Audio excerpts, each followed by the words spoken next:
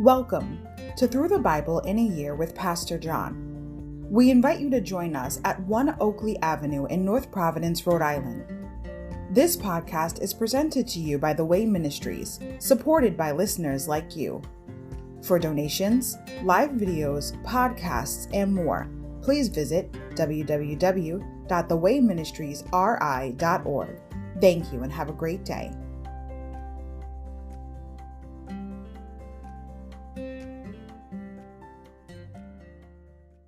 Hi everybody, welcome to Through the Bible in a Year with Pastor John. Glad you could join me today to get a portion of God's Word. Today we're going to begin with day 64, March 4th, Joshua chapters 13 to 17, portions for 5 tribes. Overview.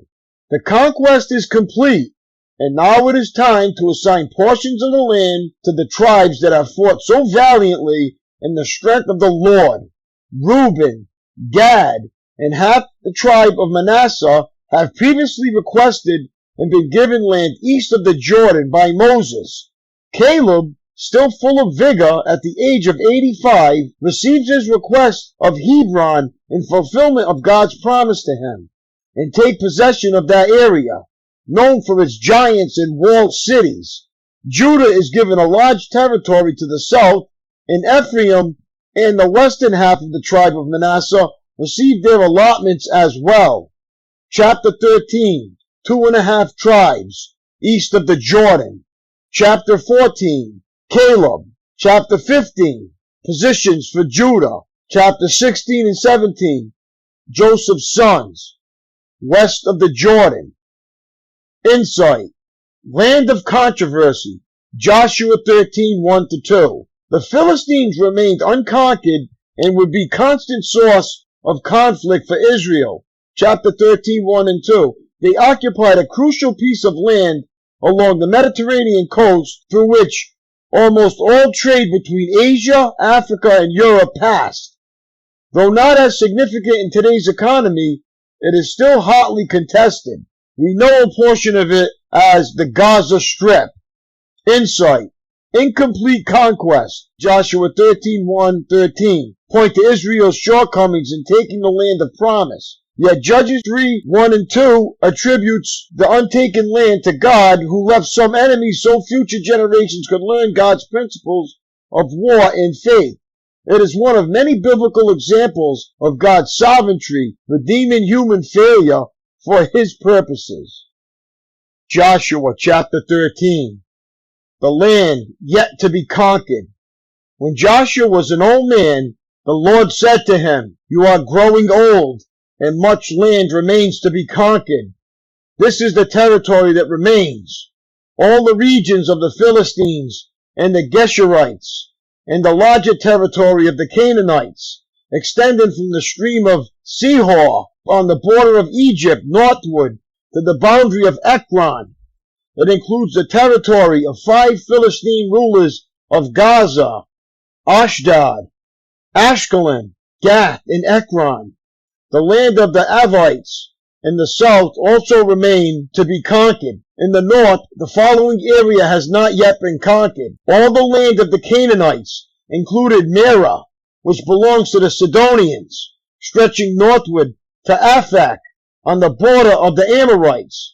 The land of the Gebalites, and all the Lebanon mountain area to the east, from Baal Gad below Mount Hermon to Lebo Hamath, and all the hill country from Lebanon to Mishrapheth Maim, including all the land of the Sidonians. I myself will drive these people out of the land ahead of the Israelites, so be sure to give this land to Israel as a special possession, just as I have commanded you. Include all this territory as Israel's possession when you divide this land among the 9 tribes and the half-tribe of Manasseh, the land divided east of the Jordan. Half the tribe of Manasseh and the tribes of Reuben and Gad had already received their grants of land on the east side of the Jordan. For Moses, the servants of the Lord had previously assigned this land to them. Their territory extended from Arah on the edge of the Arnon Gorge, including the town in the middle of the gorge, in the plain beyond Medeba, as far as Dibon. It also included all the towns of King Sihon of the Amorites, who had reigned in Heshbon, and extended as far as the borders of Ammon. It included Gilead, the territory of the kingdoms of Gesher and Maacah, all of Mount Hermon, and all of Bashan as far as Selekah, and all the territory of King Og of Bashan, who had reigned in Ashtaroth and Edrei. King Og was the last of the Rephaites, for Moses had attacked them and driven them out. But the Israelites failed to drive out the people of Gesher and Maacah, so they continue to live among the Israelites to this day. An allotment for the tribe of Levi. Moses did not assign any allotment of land to the tribe of Levi. Instead, as the Lord had promised them, their allotment came from the offerings burnt on the altar to the Lord, the God of Israel. The land given to the tribe of Reuben. Moses had assigned the following area to the clans of the tribe of Reuben. Their territory extended from Ararah on the edge of the Arnon Gorge, including the town in the middle of the gorge, to the plain beyond Medeba. It included Heshbon and the other towns on the plain, Dibon, Bameth Baal, Beth Baal Meon, Jahaz, Kedemoth, Mephathah, Kiriathaim, Sibmah, Zeret Shahah, on the hill above the valley, Beth Peor, the slopes of Pisgah, and Beth Jehimoth. The land of Reuben also included all the towns of the plain and the entire kingdom of Sihon. Sihon was the Amorite king who had reigned in Heshbon and was killed by Moses along with the leaders of Midian, Evi, Rechem, Zur, Hur, and Reba, princes living in the region who were allied with Sihon. The Israelites had also killed Balaam, son of Beor, who used magic to tell the future. The Jordan River marked the western boundary for the tribe of Reuben. The towns and their surrounding villages in this area were given as a homeland to the clans of the tribe of Reuben. The land given to the tribe of Gad. Moses had assigned the following area to the clans of the tribe of Gad. Their territory included Jazer, all the towns of Gilead, and half of the land of Ammon, as far as the town of Ararah, just west of Rabbah. It extended from Heshbon to Ramath Mizpah in Betonim, and from Mahanaim to the territory of Lo-Debar, in the valley where Beth Haram, Beth Nimrah, Sukkot, Zaphon, and the rest of the kingdom of Sihon of Heshbon. The western boundary ran along the Jordan River, extended as far north as the tip of the Sea of Galilee, and then turned eastward. The towns and their surrounding villages in this area were given as a homeland to the clans of the tribe of Gad. The land given to the half-tribe of Manasseh. Moses had assigned the following area to the clans of the half-tribe of Manasseh. Their territory extended from Mahanaim, including all of Bashan, all the former kingdom of King Og, and the 60 towns of Jair in Bashan. It also included half of Gilead and King Og's royal cities of Ashtaroth and Edrei. All this was given to the clans and the descendants of Machir, who was Manasseh's son. These are the allotments Moses had made while he was on the plains of Moab across the Jordan River east of Jericho. But Moses gave no allotment of land to the tribe of Levi, for the Lord, the God of Israel, had promised that he himself would be their allotment. Joshua chapter 14. The land divided west of the Jordan. The remaining tribes of Israel received land in Canaan as allotted by Eleazar the priest, Joshua son of Nun, and the tribal leaders. These 9.5 tribes received their grants of land by means of sacred lots, in accordance with the Lord's command through Moses. Moses had already given a grant of land to the 2.5 tribes on the east side of the Jordan River, but he had given the Levites no such allotment. The descendants of Joseph had become 2 separate tribes, Manasseh and Ephraim, and the Levites were given no land at all, only towns to live in with surrounding pasture lands for their livestock and all their possessions. So the land was distributed in strict accordance with the Lord's commands to Moses. Caleb requests his land. A delegation from the tribe of Judah, led by Caleb, son of Jephunneh, the Kenizzite, came to Joshua at Gilgal. Caleb said to Joshua, "Remember what the Lord said to Moses, the man of God, about you and me when we were at Kadesh Barnea. I was 40 years old when Moses, the servant of the Lord, sent me from Kadesh Barnea to explore the land of Canaan. I returned and gave an honest report, but my brothers who went with me frightened the people from entering the promised land. For my part, I wholeheartedly followed the Lord my God. So that day Moses solemnly promised me the land of Canaan on which you were just walking will be your grant of land and out of your descendants forever, because you wholeheartedly followed the Lord my God.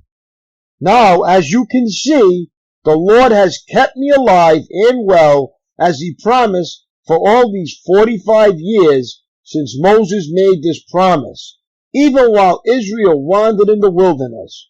Today I'm 85 years old. I am as strong now as I was when Moses sent me on that journey, and I can still travel and fight as well as I could then. So give me the hill country that the Lord promised me. You will remember that as scouts, we found the descendants of Anak living there in great walled towns. But if the Lord is with me, I will drive them out of the land, just as the Lord said." So Joshua blessed Caleb, son of Jephunneh, and gave Hebron to him as his portion of land. Hebron still belongs to the descendants of Caleb, son of Jephunneh, the Kenizzite, because he wholeheartedly followed the Lord, the God of Israel. Previously, Hebron was still called Kiriath Arba. It had been named after Arba, a great hero of the descendants of Anak, and the land had rest from war. Joshua chapter 15. The land given to the tribe of Judah. The allotment for the clans of the tribe of Judah reached southward to the border of Edom, as far south as the wilderness of Zin. The southern boundary began at the south bay of the Dead Sea, ran south of Scorpion Pass into the wilderness of Zin, and then went south of Kadesh Barnea to Hezron. Then it went up to Adar, where it turned toward Karka. From there it passed to Asmon until it finally reached the brook of Egypt, which it followed to the Mediterranean Sea. This was their southern boundary. The eastern boundary extended along the Dead Sea to the mouth of the Jordan River. The northern boundary began at the bay where the Jordan River empties into the Dead Sea, went up from there to Beth Hoglah, and then proceeded north of Beth Arabah to the sons of Bohan. Bohan was Reuben's son. From that point it went through the valley of Achor to Deborah, turning north toward Gilgal, which is across from the slopes of Adumim on the south side of the valley. From there the boundary extended to the springs at En Shemesh and on to En Rogal. The boundary then passed through the valley of Ben Hinnom along the southern slopes of the Jebusites, where the city of Jerusalem is located. Then it went west to the top of the mountain above the valley of Hinnom and on up to the northern end of the valley of Rephaim. From there, the boundary extended from the top of the mountain to the spring at the waters of Nephtoah, and from there to the towns on Mount Ephron. Then it turned towards Bela, that is, Kiriath Jearim. The boundary circled west of Bela to Mount Seir, passed along the town of Keslon on the northern slope of Mount Jearim, and went down to Beth Shemesh and on to Timnah. The boundary then proceeded to the slope of the hill north of Ekron, where it turned toward Shikharon in Mount Bela. It passed Jebneel and ended at the Mediterranean Sea. The western boundary was the shoreline of the Mediterranean Sea. These are the boundaries for the clans of the tribe of Judah. The land given to Caleb. the Lord commanded Joshua to assign some of Judah's territory to Caleb, son of Jephunneh. So Caleb was given the town of Kiriath Arba, that is Hebron, which had been named after Anak's ancestor. Caleb drove out the three groups of Anakites, the descendants of Sheshai, Ahiman, and Talmai, the sons of Anak. From there, he went to fight against the people living in the town of Debir, formerly called Kiriath Sephir. Caleb said, I will give my daughter Akash in marriage to the one who attacks and captures Kiriath Sephir. Othniel, son of Caleb's brother Kenaz, was one who conquered it. So Aska became Othniel's wife. When Aska married Othniel, she urged him to ask her father for a field. As she got down off her donkey, Caleb asked her, What's the matter? She said, Give me another gift. You have already given me land in the Negev. Now please give me springs of water too. So Caleb gave her the upper and lower springs. The towns allotted to Judah. This was the homeland allocated to the clans of the tribe of Judah. The towns of Judah, situated along the borders of Edom in the extreme south, were Kabzeel Eder, Jagur, Kinnah, Dimonah, Adahah, Kadesh, Hazor, Itnan, Ziph, Talem, Bealoth, Hazaradadath, Kiriath Hezron, that is Hazor, Anam, Shema, Molada, Hazar Gadah, Heshmon, Beth Peleh, Hazar Shuel, Beersheba, Besoyathath, Bela, Ayam, Ezem, Elotad, Kezo, Hormah, Ziklag, Madamna, Sanzanah, Lebahoth, Shilhim, Ain, and Rimmon, 29 towns with their surrounding villages. The following towns situated in the western foothills were also given to Judah: Eshtaol, Zorah, Ashna, Zeno, En-Ganim, Tapua, Enham, Jarmuth, Adullam, Sokah, Ezekah, Sheraim, Adathaim, Gedera, and Gederothaim, 14 towns with their surrounding villages. Also included were Zenan, Hadashah, Migdal, Gad, Galim, Mizpah, Joktheel, Lachish, Bozkath, Eglon, Kaban, Laman, Kitlish, Gederath, Beth Dagon, Namah, and Makkedah, 16 towns with their surrounding villages. Besides these, there were Libnah, Ether, Ashan, Iftah, Ashna, Mizib, Keilah, Akzib, and Mareshah, 9 towns with their surrounding villages. The territory of the tribe of Judah also included Ekron and its surrounding settlements and villages. From Ekron, the boundary extended west and included the towns near Ashdod with their surrounding villages. It also included Ashdod with its surrounding settlements and villages, and Gaza with its settlements and villages as far as the brook of Egypt and along the coast of the Mediterranean Sea. Judah also received the following towns in the hill country: Shamir, Jatir, Succo, Dana, Kiriath Sanah, that is Debir, Anab, Eshtamal, Anam, Goshen, Holon, and Gilah, 11 towns with their surrounding villages. Also included were the towns of Arab, Duma, Eshan, Janan, Beth Tapua, Africa, Humath, Kiriath Arba, that is Hebron, and Zior, 9 towns with their surrounding villages.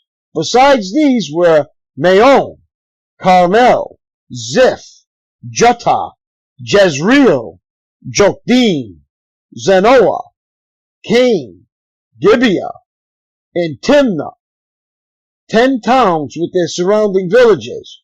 In addition, there were Halul, Beth-zur, Geda, Marath, Beth-anah, and Ekbatron, 6 towns with their surrounding villages.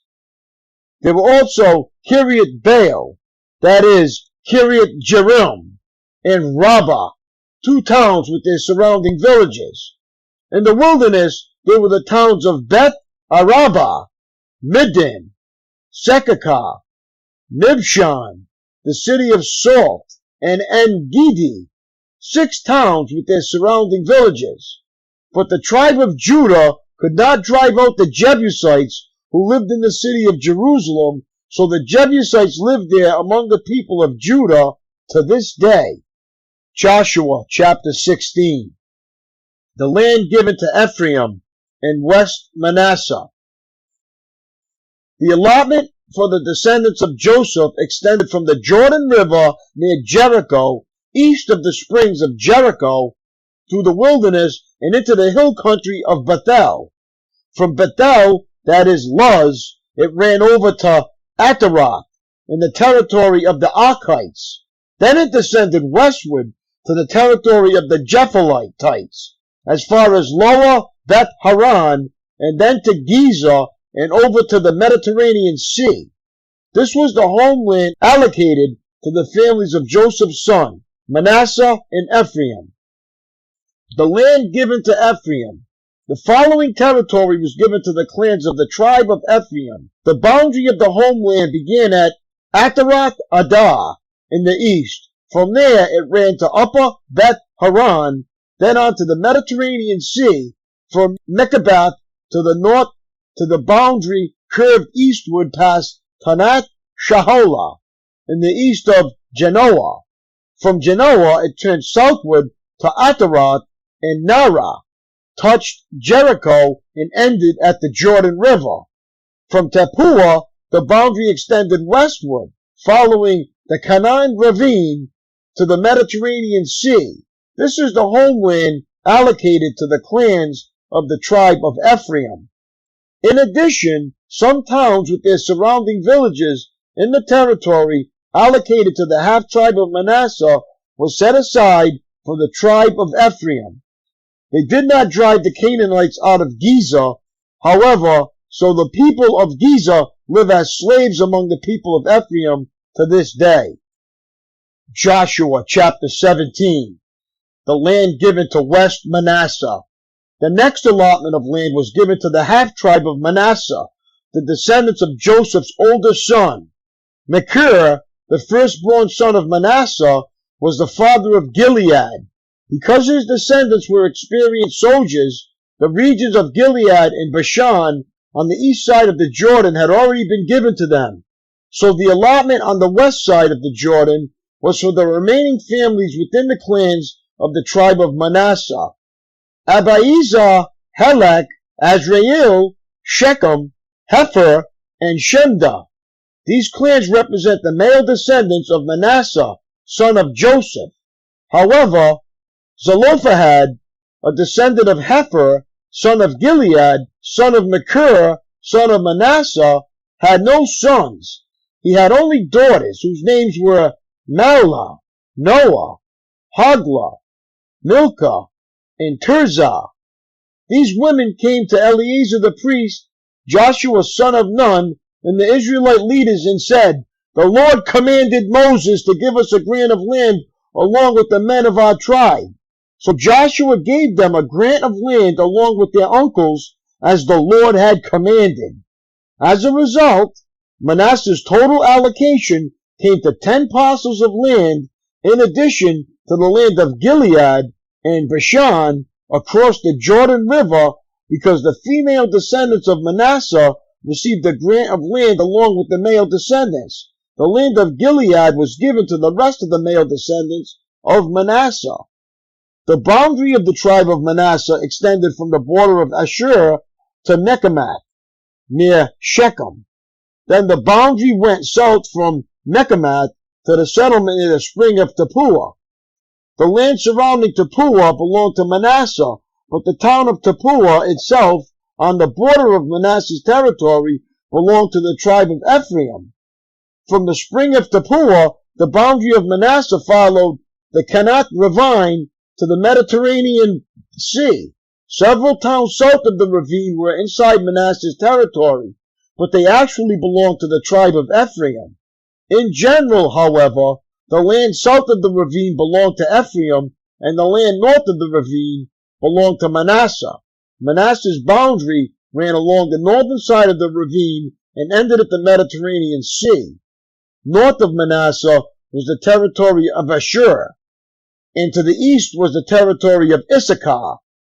The following towns within the territory of Issachar and Asher, however, were given to Manasseh: Beth Shan, Iblim, Dor, that is Naboth Dor, Endor, Tanak, and Medigo, each with their surrounding settlements. But the descendants of Manasseh were unable to occupy these towns because the Canaanites were determined to stay in that region. Later, however, when the Israelites became strong enough, they forced the Canaanites to work as slaves, but they did not drive them out of the land. The descendants of Joseph came to Joshua and asked, "Why have you given us only one portion of land as our homeland when the Lord has blessed us with so many people?" Joshua replied, "If there are so many of you, and if the hill country of Ephraim is not large enough for you, clear out land for yourselves in the forest where the Perizzites and Rephaites live." The descendants of Joseph responded, "It's true that the hill country is not large enough for us, but all the Canaanites in the lowlands have iron chariots, both those in Beth Shan and its surrounding settlements, and those in the valley of Jezreel. They are too strong for us." Then Joshua said to the tribes of Ephraim and Manasseh, the descendants of Joseph, "Since you are so large and strong, you will be given more than one portion. The forest of the hill country will be yours as well.